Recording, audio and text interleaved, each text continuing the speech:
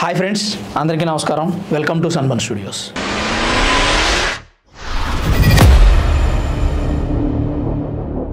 ఇప్పుడు నేను చెప్పే ఈ న్యూస్ మీకు కొంచెం బోరింగ్గా అనిపించవచ్చు. ఏంట్రా వీడు మా రోస్టింగ్ వీడియోలు చేయడు, లేదంటే వేరే వాళ్ళని విమర్శించడు, పెద్ద పెద్ద సౌండ్ ఎఫెక్ట్ లేడు, ఏదైనా కొంచెం కాంట్రవర్షియల్గా మాట్లాడడు, ఏదేది బోరింగ్ న్యూస్ చెప్తూ ఉంటాడని మీరు అనుకోవచ్చు. కానీ ఇది చాలా ముఖ్యమైనటువంటి న్యూస్. ఏంటంటే విజయవాడలో మొన్నటి నుంచి కురుస్తున్నటువంటి వర్షాలకి ముగ్గురు చనిపోయారు. వర్షాలకు ముగ్గురు చనిపోవడం ఏంటి అని మీరు అనుకోవచ్చు. మున్సిపల్ అధికారుల నిర్లక్ష్యం వల్ల, లేదంటే ప్రభుత్వం నిర్లక్ష్యం వల్ల ఇది జరిగి ఉండొచ్చు. నిర్లక్ష్యం ఒక ప్రాణం ఖరీదైతే ఆ కుటుంబానికి సమాధానం చెప్పేది ఎవరు? ఆ చనిపోయిన వ్యక్తుల కుటుంబ సభ్యులకి ఆధారం ఎవరు? కొత్తపేటలో డ్రైనేజ్ వర్క్ జరుగుతుంది. ఆ అభివృద్ధి పనులు జరుగుతున్న నేపథ్యంలో వర్షం పడి ఫుల్గా నిండిపోవడంతో నడుచుకుంటూ వెళుతున్న వ్యక్తి, బైక్ కూడా కాదు లేదా కారు కూడా కాదు, నడుచుకుంటూ వెళుతున్న వ్యక్తి ఆ డ్రైనేజ్ వర్క్ జరుగుతుందని చెప్పాను కదా, అందులో పడి చనిపోయాడు. ఇంకొకటి, లయోలా కాలేజ్ దగ్గర ఒక పెద్ద చెట్టు విరిగిపడి రాత్రి సమయంలో ఆ చెట్టుకు తగిలి ఒక వ్యక్తి చనిపోయాడు. అలాగే కొత్తపేట జెండా చెట్టు సెంటర్ దగ్గర కూడా ఒక వ్యక్తి డ్రైనేజీలో పడి చనిపోయాడు. ఇలా విజయవాడ లాంటి ఎన్నో పెద్ద పెద్ద నగరాల్లో డ్రైనేజ్ సిస్టమ్ సరిగా లేకపోవడం వల్ల చాలామంది చనిపోతున్నారు. విజయవాడలో కూడా అదే పరిస్థితి ఎదురవుతూ ఉంది. డ్రైనేజ్ సిస్టమ్ బాగు చేయాల్సినటువంటి బాధ్యత ఎవరిది? ఒకవేళ బాగు చేయకపోతే దానికి సంబంధించినటువంటి సిగ్నల్స్ ఏవైనా పెట్టాల్సినటువంటి బాధ్యత ఎవరిది? మున్సిపల్ అధికారులు చేయాల్సినటువంటి పనులు చేయకుండా నిర్లక్ష్యంగా వ్యవహరిస్తే దాని ఖరీదు 3 ప్రాణాలు. మనకు తెలిసి మన దృష్టికి వచ్చినాయి 3 ప్రాణాలు. తెలియకుండా ఈ 2-3 రోజుల వర్షానికి ఇంకెంతమంది చనిపోయారో తెలియదు. కొత్తపేట గులాం మొహిద్దీన్ రోడ్లో అభివృద్ధి పనులు జరుగుతున్నాయి. డ్రైనేజీ ఆ మ్యాన్ హోల్లో పడి ఒక అతను చనిపోయాడని చెప్పాను కదా. అతని పేరు తిరువాయిపాటి మధుసూదన్ రావు. 52 సంవత్సరాలు అంట ఆయనకి. పైగా ఈయన టీడీపీ 53వ డివిజన్ అధ్యక్షుడు. చూసారా? సరే, ఇక మనం దీని గురించి ఏం ఎక్స్ప్లెయిన్ చేస్తాం. ఆయన చనిపోయాడు ఆ మ్యాన్ హోల్లో పడి. వాళ్ళ కుటుంబం అంతా శోకసంద్రంలో మునిగిపోయింది. దానికి మున్సిపల్ అధికారులు నిర్లక్ష్యం అని చెప్పుకోవాలా, ప్రభుత్వం నిర్లక్ష్యం అని చెప్పుకోవాలా? మున్సిపల్ అధికారుల మీద ప్రభుత్వం కొరడా జులిపించినట్టయితే మున్సిపల్ అధికారులు కరెక్ట్గా పనిచేసేవాళ్ళు అనుకోవాలా? అలాంటిది ఇంకొకటి, ఇందాక నేను చెప్పాను కదా, కొత్తపేట జెండా చెట్టు సమీపంలో వించిపేటకు చెందిన షేక్ ముర్తాజ్ 46 సంవత్సరాలు వన్ టౌన్లోని బంగారం వర్క్షాప్లో ఆభరణాలు, పాత ఐరన్ వ్యాపారం చేస్తున్నాడు. మంగళవారం రాత్రి బైక్పై ఇంటి నుంచి వెళ్లారు. వర్షం భారీగా కురవడంతో రోడ్లు జలమయమయ్యాయి. బైకును జెండా చెట్టు సమీపంలో పార్కు చేసి ప్రమాదవశాత్తు ఆ వర్షపు నీటిలో పడిపోయాడు. బుధవారం ఉదయం జెండా చెట్టు ఎదురుగా అండర్ గ్రౌండ్లో డ్రైనేజ్ పక్కన మృతదేహం కనిపించింది. ఇది ఎంత దారుణం చూడండి. ఎంత బతికి ఇంటెనక చచ్చినట్టు మనం ఎన్ని వ్యాపారాలు చేసి, ఎంత చదువుకొని, ఎంత డెవలప్ అయ్యి దేశం అభివృద్ధి పథంలో నడుస్తుందని చెప్పుకున్న తర్వాత కూడా డ్రైనేజీల్లో పడి మనుషులు చచ్చిపోవడం ఏంటండి? అంటే డ్రైనేజీలో పడి మనుషులు చచ్చిపోతున్నారంటే మన డ్రైనేజ్ వ్యవస్థ సరిగ్గా లేదు. డ్రైనేజ్ సిస్టమ్ని కూకటి వేళతో సహా పెకలించి సరైనటువంటి డ్రైనేజ్ సిస్టమ్ తీసుకురావాల్సిన అవసరం ఎంతైనా ఉంది.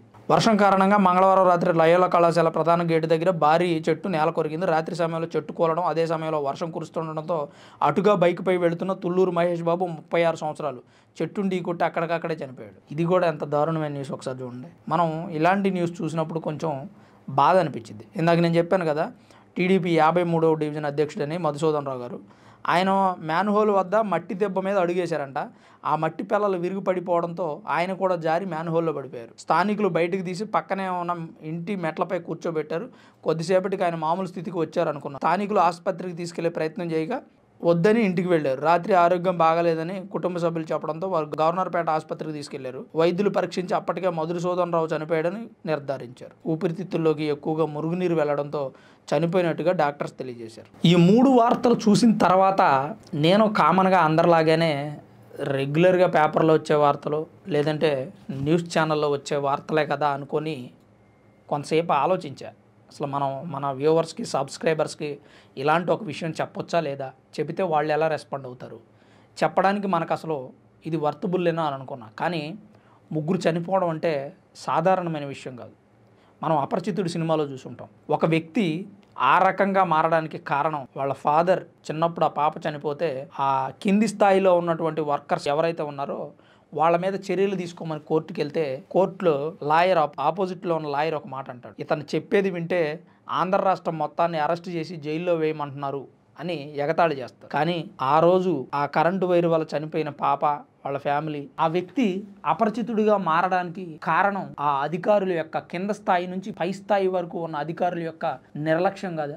ఆ విషయాన్ని మనకు కళ్ళకు కట్టినట్టుగా చూపించారు. ఈరోజు మున్సిపల్ అధికారులు అవ్వచ్చు, ప్రభుత్వంలో ఉన్నటువంటి ఆ డ్రైనేజ్ వ్యవస్థకు సంబంధించినటువంటి కొంతమంది అధికారుల నిర్లక్ష్యం అవ్వచ్చు, ఒక 3 ప్రాణాలు పోయినాయి.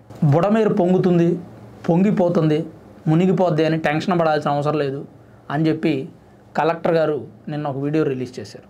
నిజమే, బుడమేరు పొంగకుండా ప్రభుత్వం చాలా జాగ్రత్తగా వ్యవహరించి ఈ సంవత్సరంలో చాలా కట్టుదిట్టంగా అక్కడ పనులు జరిపించారు. ఆ బుడమేరు పొంగకుండా నీరు మళ్ళీ ఆ పైపుల రోడ్డు, ప్రకాష్ నగర్, పాయికాపురం, ముత్యాలంపాడు మీద నీరు పడి మొత్తం మునిగిపోకుండా జాగ్రత్త చేశారు. పోయిన సంవత్సరం వర్షాలకు అలానే మునిగిపోయింది, ఈసారి ఆ పరిస్థితి లేదు. ఓకే, బాగానే ఉంది, కొంతవరకు మెరుగుపరిచారు. కానీ ఈ డ్రైనేజ్ వ్యవస్థని సంవత్సరాల తరబడి ఆ డ్రైనేజ్ వ్యవస్థను బాగు చేయలేకపోతున్నారు. దానికి సంబంధించి ఏదైనా కొత్త సిస్టమ్ తీసుకొస్తే కొంతమంది ప్రాణాలను కాపాడిన వారు అవుతారు. మనకు తెలిసి ఎంతమంది చనిపోతే తెలియకుండా ఎంతమంది చనిపోయారని చెప్పి ఇందాక నేను అన్నాను కదా. అట్లనే ఇప్పుడు రోడ్డు మీద ఉండే భిక్షగాళ్ళు కానీ, లేదంటే ఎలాంటి ఆవాసం లేని వ్యక్తులు కానీ, ప్లాట్ఫామ్ మీద పడుకునే వ్యక్తులు కానీ ఈ బురద నీటిలో, ఈ మురికి నీటిలో ఎలా ట్రావెల్ చేయగలుగుతారు? వాళ్ళకి మనం షెల్టర్ ఇవ్వకపోయినా పర్లేదు, వాళ్ళు చనిపోవడానికి మనం కారణం అవ్వకూడదు. ఇప్పుడు ఆ గొయ్యి తీసినటువంటి ఆ అభివృద్ధి పనుల్లో భాగంగా ఒక గొయ్యిని ఏదైతే తీసారో ఆ గొయ్యిలో పడి ఒక వ్యక్తి చనిపోయారు కదా.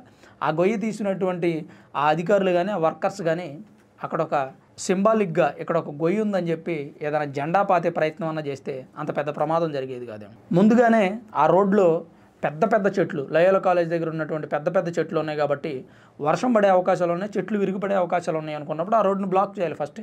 రెగ్యులర్గా విజయవాడలో పెద్ద పెద్ద చెట్లు విరిగిపడి రోడ్లు బ్లాక్ అయినటువంటి సందర్భాలు మనం ఎన్నో చూసాం. సామాన్య ప్రజలు కూడా ఇప్పుడు ఈ రోడ్లో ఈ చెట్టు ఉంది, వర్షం వస్తే విరిగిపడుతుంది, మరి దీనికి ఎవరు ఏ చర్యలు తీసుకుంటారని గతంలో మాట్లాడినటువంటి సందర్భాలు ఉన్నాయి. అటువంటప్పుడు ఆ రోడ్డు బ్లాక్ చేసి చెట్లు విరిగిపడే అవకాశం ఉంది, అందుకే ఈ రోడ్డు బ్లాక్ చేసి ఒక 3 రోజుల పాటు ఈ రోడ్డు ఉండదు అంటే మిమ్మల్ని ఎవరు అడుగుతారు?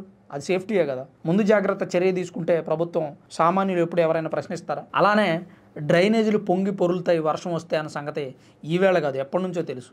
మరి అటువంటిప్పుడు మున్సిపల్ అధికారులు ఏం చర్యలు తీసుకొని ఆ డ్రైనేజ్ వ్యవస్థను బాగు చేయగలిగారు? సో ఇలాంటి వాటి మీద ప్రభుత్వం కొంత దృష్టి పెట్టాల్సిన అవసరం ఎంతైనా ఉంది. ఆ డ్రైనేజ్ సిస్టమ్ ఏదైనా ఇంకా కొత్తగా తీసుకొచ్చి సిటీల్లో ఆ డ్రైనేజీలను బాగు చేసే వ్యవస్థని డెవలప్ చేస్తే ఎలాంటి ప్రమాదాలు జరగకుండా ఉంటాయని చెప్పి నేను అభిప్రాయపడుతున్నాను. ఎనీవే, అసలు ఈ వీడియో మీద నేను ఇందాక అన్నట్టు ఇది ఒక పెద్ద న్యూసా, ఇది చేయడం అవసరమా అని కూడా మరి కొంతమంది అనుకోవచ్చు.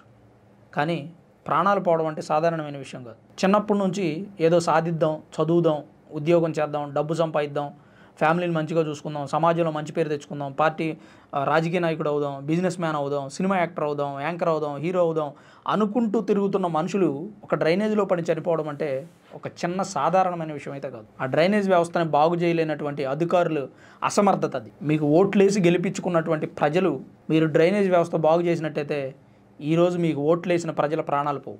ఎనీవే, ఏదేమైనా ఒక డ్రైనేజ్లో పడి ఒక 3 చనిపోవడం చాలా బాధాకరమైన విషయం. మరి దీని మీద మీ అభిప్రాయం ఏంటనేది కామెంట్ రూపంలో తప్పకుండా తెలియజేయండి. Thanks for watching this video. This is Ram signing off sunburn studios.